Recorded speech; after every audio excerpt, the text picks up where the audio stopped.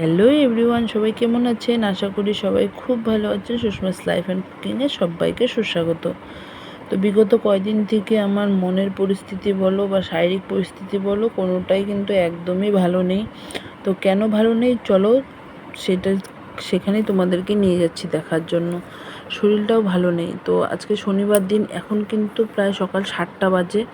আমি কিন্তু খুব সকালে উঠেছিলাম, আজকে উঠে সমস্ত কাজকর্ম করে রেডি হয়ে কিন্তু বাড়ির থেকে বেরিয়ে পড়েছি। তো কোথায় যাচ্ছি সেটা তো অবশ্যই বলবো। আমাদের মেয়েদের জীবনটা কি বলো তো, একদম নদীর বেগের মতন। কখন কোন দিকে যে চলবে কোনো ঠিক নেই। ভেবে রাখি একটা, হয়ে যায় আরেকটা। তো আর কি বলবো বলো, মনটা খুবই খারাপ আছে। আমার চোখ মুখ দেখলে তোমরা বুঝতেই পারছো। এদিকে বৃষ্টিও পড়ছে, এখন কিন্তু সকালে 7টার মতনই বাজছে। তো এই যে লাইনটা পার করছি, পার করে এই যে এই পথটা তো তোমাদের চেনাই, চলে যাচ্ছি বাড়িতে, বাপের বাড়িতে। মেয়েদের একটা আমি নিজস্ব একটা ফিলিংসের তোমাদের সঙ্গে শেয়ার করছি, সম্পূর্ণই আমার নিজস্ব। সেটা হচ্ছে, জানো তো, মেয়েদের না বাপের বাড়ি যদি দূরে থাকে সেটাতেও অনেক অসুবিধা হয়, যদি সামনাসামনি থাকে সেটাতেও অসুবিধা হয়। ঠিক আছে, দূরে থাকলে বাবা মার কোনো অসুবিধা আসলে চোখে না দেখে থাকা যায় না। আর যদি সামনাসামনি থাকো তাহলে তাদেরকে কিভাবে হেল্প করব সেটাও না করেও তুমি থাকতে পারো না, ইভেন তোমার সংসারকেও সামলাতে হয়। মানে এরকম আমি একটা পরিস্থিতির মধ্যে আছি না, যে আমার নিজের মন মানসিকতা কোনোটাই ঠিক নেই। এখন শুধু মনে হয় যে ভগবান আমাকে যদি আরও দুটো হাত দুটো পা দিত, আমার মনে হয় খুব ভালো হতো। যে বাবা মা আমার জন্য এত কিছু করেছে, সেই বাবা মার জন্য কিছু করতে পারি না, সেটা হচ্ছে মনে একটা বিশাল বিশাল বিশাল আক্ষেপ।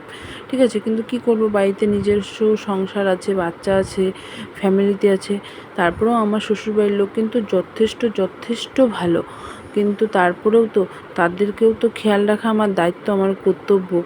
তো তার মাঝখানে যতটুকু পারি বাবা মার জন্য চেষ্টা করি, বাবা মাকে কেয়ার করার, বাবা মাকে একটু দেখে রাখার। তো চলো বাড়ির ভিতরে যাই। এখন বলি যে কারণে আমার মনটা এত খারাপ, সেটা হচ্ছে আমার মা যেন পড়ে গিয়ে পায়ের হাড়ে ফ্র্যাকচার হয়েছে। এমন ফ্র্যাকচারই হয়েছে যে পাটার অবস্থা খুব খারাপ। এই পাটা হয়েছে বৃহস্পতিবার দিন সকালবেলা। ফুল তুলতে গিয়ে খুব প্রচণ্ড বৃষ্টি হচ্ছিল, পায়ে জুতা ছিল, সেই জুতাটা কোনো কারণে স্লিপ কাটার জন্য মায়ের কিন্তু পায়ে ফ্র্যাকচারটা হয়েছে, হাড়ের মধ্যে একটু ফাটল ধরেছে। তো সেটা তো মার খুব খুব খুব খুবই প্রবলেম হচ্ছে মার। তো যাই হোক, এই দেখো, চলো তোমাদেরকে মাকে দেখাই। এই যে দেখো, পায়ে ফ্র্যাকচার শুয়ে আছে মা। মাকে বললাম একটু পাটা লম্বা করতে। আর আমার মা তো একদম শুয়ে বসতে থাকতে একদমই ভালোবাসে না। এখন তার মাঝখানেও তাকে শুয়ে বসে থাকতে হচ্ছে। তো তার মধ্যে শনিবার, আজকে আবার মা বিপত্তারিণীর পুজো। তো এবার তো আমি কোনো কিছুই করতে পারবো না মার পুজোর। তো তার জন্য কিন্তু আমি সকাল সকাল একদম চলে এসেছি। তো মা তো পুজো তো কোনো মতেই ছাড়বে না, কারণ মা খুব পুজো পাঠ করে আমার মা। তোমরা হয়তো কিছুদিন পরপরই দেখতে পারো যে আমি বাড়িতে আসি, এই পুজো থাকে সেই পুজো থাকে। তো যাই হোক, মা কিন্তু পুজো পাঠে খুব বিশ্বাসী, মা খুব পুজো পাঠ করে। তো আমার মাই কেন, সব বেশিরভাগ বাড়িতেই হয়তো মারা তাই। তো মা কিন্তু এই পা নিয়েই দেখো পুজো করতে কিন্তু বসে গেছে। আমরা বললাম যে সরে যাও তুমি, ও বললো না, আমাকে এনে কোনো রকমে বসিয়ে দে তাহলেই হবে। তো এদিকে বনি সব করেছে। তো এদিকে আমি ভাবলাম যেহেতু ওরা পুজোর কাজ করছে, ওরা পুজোর কাজ করুক। তো আমি এদিকে যে রান্নাবান্নাগুলো আছে, আমি রান্নাবান্নাগুলো করি। শুধু তো পুজোই না, বাড়িতে লোকজন থাকলে তাদের রান্নাবান্নাও করা থাকে। তো পুরোহিত মশাই কিন্তু প্রায় 12টার দিকে এসেছে। তো আমি তো দেখালামই, আমি 7টা সাড়ে 7টার মধ্যে চলে এসেছি স্নান টান সব করে। তো আমি পুজোর ঘরের দিকে আর যাইনি, আর আমি পারবও না পুজোর কাজ করতে কালো সূচের কারণে। তো সেই কারণে হোক কিন্তু রান্নাঘরে যাবতীয় যত কাজ বা আরও যে সাংসারিক কাজ থাকে সেগুলো কিন্তু আমি নিজের হাতেই আজকে তুলে নিয়েছি। মা তো একদমই কিছুই করতে পারছে না, তাও কিন্তু মা কিন্তু একটুও বসে নেই।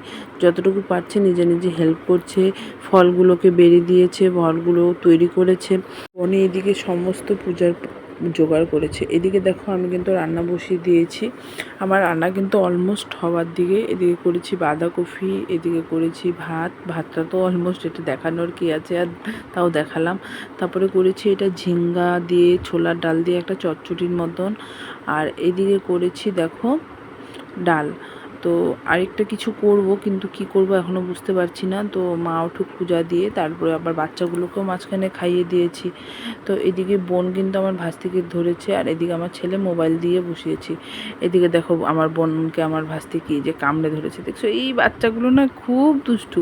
এই যে দ্য আর্ট অ্যান্ড আর্টিস্ট, আমার বাবা ওকে বকা দিচ্ছে। তো যাই হোক, আমি আমার বোনকে বললাম এই যে এটা আর্টিস্টের কাজ, আর ওই যে আর্টিস্ট।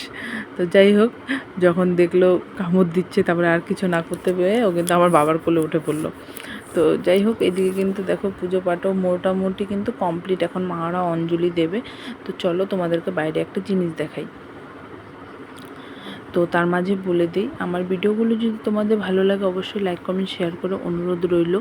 আর যদি আমি কোথাও ভুল ত্রুটি করে থাকি প্লিজ প্লিজ আমাকে ক্ষমা করে দিও।